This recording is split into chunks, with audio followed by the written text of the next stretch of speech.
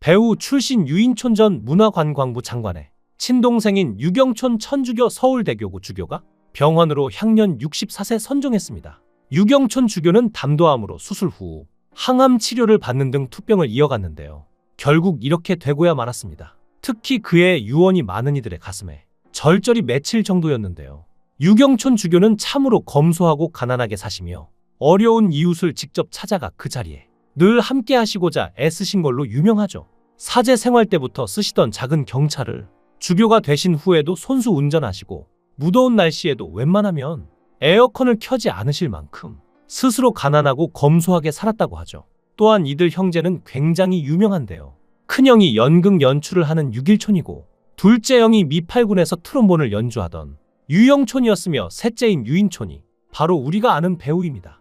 유인촌은 MBC 전속 탤런트 시절에는 표재순 PD의 드라마에 많이 나왔고 커리어 초기에는 의외로 반항아적인 역할도 꽤 했죠. 특히 연극 햄릿은 총 6번을 연기한 그의 대표작으로 2016년 이해랑 탄생 100주년 기념 공연 햄릿에서 다시 햄릿 역을 맡기도 했습니다. 또한 연극 문제적 인간 연산에서는 연산군 역을 맡아서 무대에 섰는데 이 연기는 1988년 임권택 감독 영화 연산일기에서도 잘 표현되었죠. 뛰어난 가창력과 현대무용 실력을 바탕으로 뮤지컬에도 다수 출연했는데요.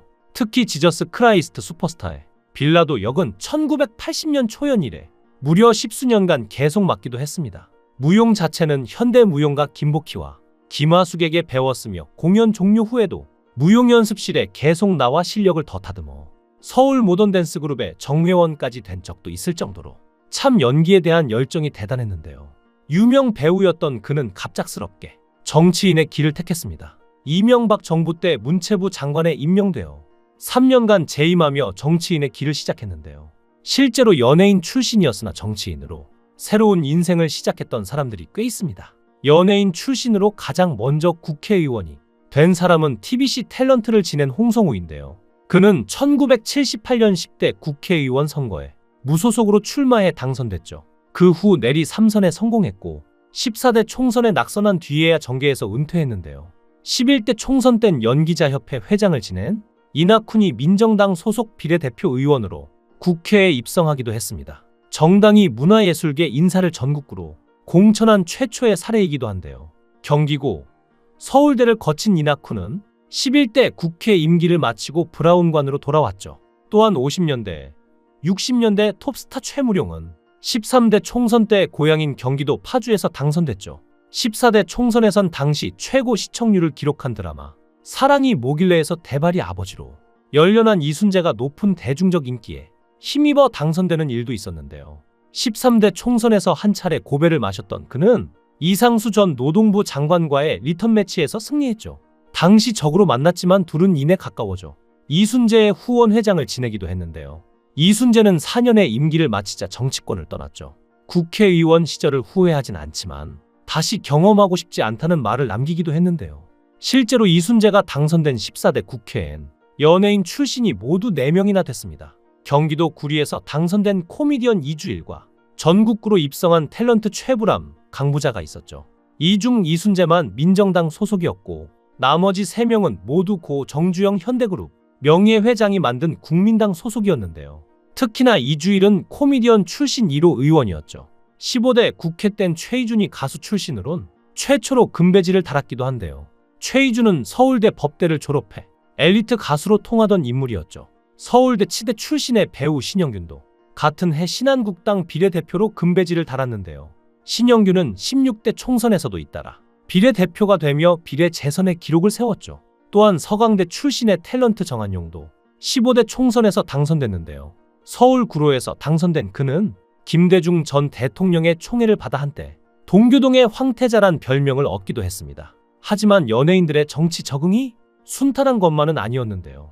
이주일은 적극적으로 의정활동을 했지만 자신을 여전히 코미디언으로만 바라보는 지역 구민과 동료 의원들 때문에 마음고생이 많았다고 합니다. 4년간의 의정활동을 끝내고 정계 은퇴를 선언한 그는 코미디 공부 많이 하고 갑니다. 라는 유명한 말을 남기기도 했을 정도죠. 16대 땐 미남 배우의 대명사인 신성일이 대구에서 당선됐는데요. 삼수 끝에 얻은 금배지였습니다. 출마에 얽힌 에피소드도 많죠. 고배를 마신 첫 선거 때 그는 강신영이란 본명으로 나갔고 사람들은 신성일이 나온다더니 왜 엉뚱한 사람 이름만 있느냐며 표를 주지 않는 사태도 벌어졌죠. 급기야 그는 16대 총선에서 강신성일이란 이름으로 출마해 당선됐는데요. 선거자금 제한이 없던 시절 치른 두 번의 선거에서 그는 전 재산을 날리다시피 했죠. 하지만 어렵사리 된 국회의원도 임기를 끝낸 뒤엔 불법 정치자금을 받은 혐의로 2년간 옥고를 치렀는데요. 그는 언론 인터뷰에서 계파에 따라 줄을 서야 하고 돌아서면 적이 되는 정치인 생활에 전혀 미련이 없다. 그건 정말 삼류생활이다라고 뒤늦게 후회하는 모습도 보였습니다. 또한 2008년 18대 총선에서 친박연대 소속 비례대표로 당선된 김을동도 수차례 낙선했는데요. 92년 서울시의원에 도전했다 떨어진 뒤 95년 시의원에 재도전에 당선됐으나 이듬해인 96년 자민련 후보로 서울 종로 국회의원에 출마했다 떨어졌고 총선에서 연거푸 고배를 마셨죠. 게다가 이렇게 국회로 진출했다가 다시 연예인으로 돌아온 이들 중에는 힘든 시절을 겪기도 했는데요. 이덕화는 이후 수년간 대인기피증에 시달렸다고 털어놓기도 했습니다. 당시 상당한 재산을 날린 이덕화는 한 방송 프로그램에서 낙선 후 방황하던 시절 가발 CF가 들어와 처음엔 거절했는데 결국 그 CF가 재기의 발판이 됐다고 말하기도 했죠. 왕년의 액션스타 김이라도 90년대 국회의원 선거에서 낙선한 뒤 사업 실패까지 겹쳐 뇌경색을 앓는 등 침체기를 겪었는데요. 2005년 스크린에 컴백한 그는 칸 영화제 각본상을 받은 이창동 감독의 영화시에서 40년 만에 여배우 윤정희 씨와 호흡을 맞추기도 했죠. 또한 2006년 별세한 개그맨 김용곤은 2000년 총선에 출마했다가 낙선했는데요. 그는 당시 자전거 선거운동으로 눈길을 끌었는데 낙선 이후 서울 여의도 국회의사당 앞에서 음식점을 경영하기도 했죠. 이런 점에서 유인초는 참 남다른데요.